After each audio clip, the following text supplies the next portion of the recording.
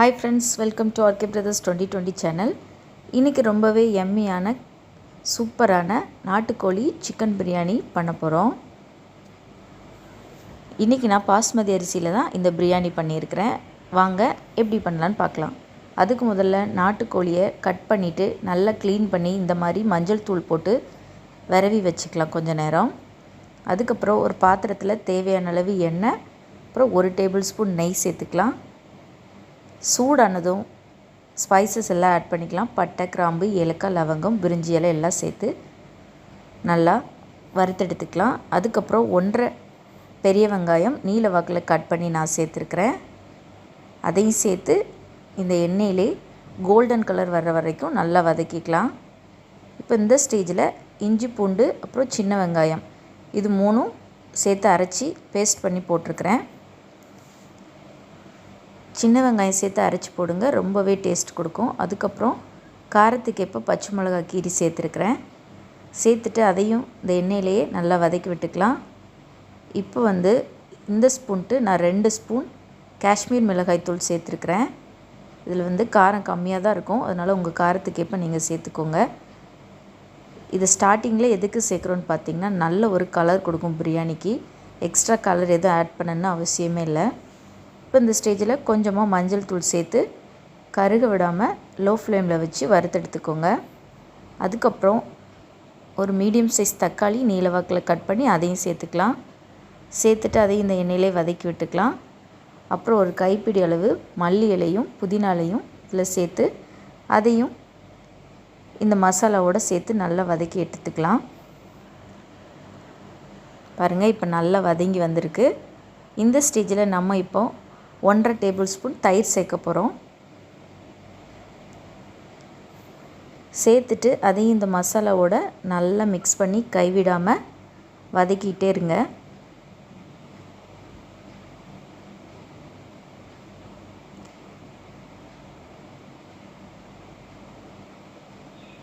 இப்போ பாருங்கள், நல்லாவே மசாலா ரெடியாகி வந்திருக்கு. எண்ணெயும் பிரிய ஆரம்பிச்சிருச்சு. இந்த ஸ்டேஜில் நம்ம மஞ்சளில் ஊற வச்சுருக்கிற நாட்டுக்கோழி துண்டுகள் எல்லாம் சேர்த்துக்கலாம். இந்த நாட்டுக்கோழி எவ்வளோ இருக்குதுன்னு பார்த்தீங்கன்னா 3/4 கிலோ கிட்ட இருக்கும். நான் இன்றைக்கி 3 கப் ரைஸுக்கு 3/4 கிலோ கறி எடுத்துருக்கிறேன். இப்போ இந்த சேர்த்த கறிகள் எல்லாம் இந்த மசாலாவோடு சேர்த்து நல்லா மிக்ஸ் பண்ணிக்கலாம். மிக்ஸ் பண்ணிவிட்டு இந்த கறிக்கு தேவையான அளவு உப்பு இப்போவே சேர்த்துக்கலாம். சேர்த்து அதையும் நல்லா கலந்து விட்டுக்கலாம்.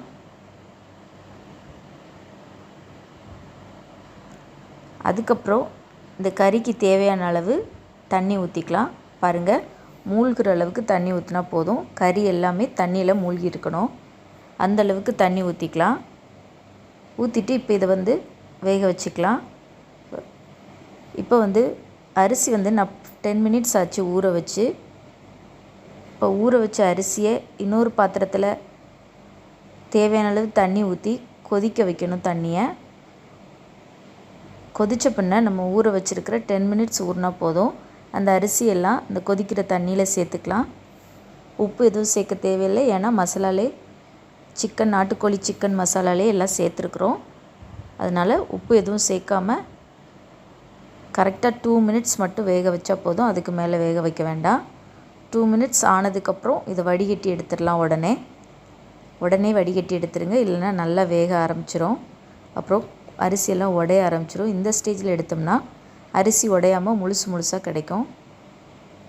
இப்போ இதை ஒரு சொட்டு கூட தண்ணி இல்லாமல் வடிகட்டிக்கலாம். இப்போ நாட்டுக்கோழியும் பார்த்திங்கன்னா எனக்கு நல்லாவே வேக வச்சு எடுத்தாச்சு. நாட்டுக்கோழி வேகிறதுக்கு எனக்கு கரெக்டாக 30 மினிட்ஸ் கிட்ட ஆச்சு. இப்போ இந்த வடிகட்டி இருக்கிற அரிசி எல்லாத்தையும் மேலாப்பில் சேர்த்துக்கலாம். சேர்த்துட்டு அடியில் கலந்து விடாமல் மேலாப்பில் இப்படி கலந்து விட்டுக்கலாம். கலந்து விட்டதும் தண்ணி எல்லாம் மேலே லைட்டாக வர ஆரம்பிக்கும். இப்போ நமக்கு தண்ணி பத்தலை, அதனால் நம்ம அரிசி வடித்த தண்ணியவே இதில் சேர்த்துக்கலாம்.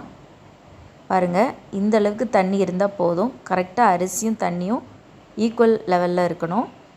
இந்த லெவலில் இருந்தால் போதும். தண்ணி மேலேயும் இருக்கக்கூடாது, கீழே இருக்கக்கூடாது. கரெக்டாக ஈக்குவலான லெவலில் தண்ணி வைங்க. இப்போ ஃப்ளேம் கொஞ்சம் ஹை ஆக்கிட்டோம். இன்னொரு ஸ்டவ்வில் பார்த்திங்கன்னா ஒரு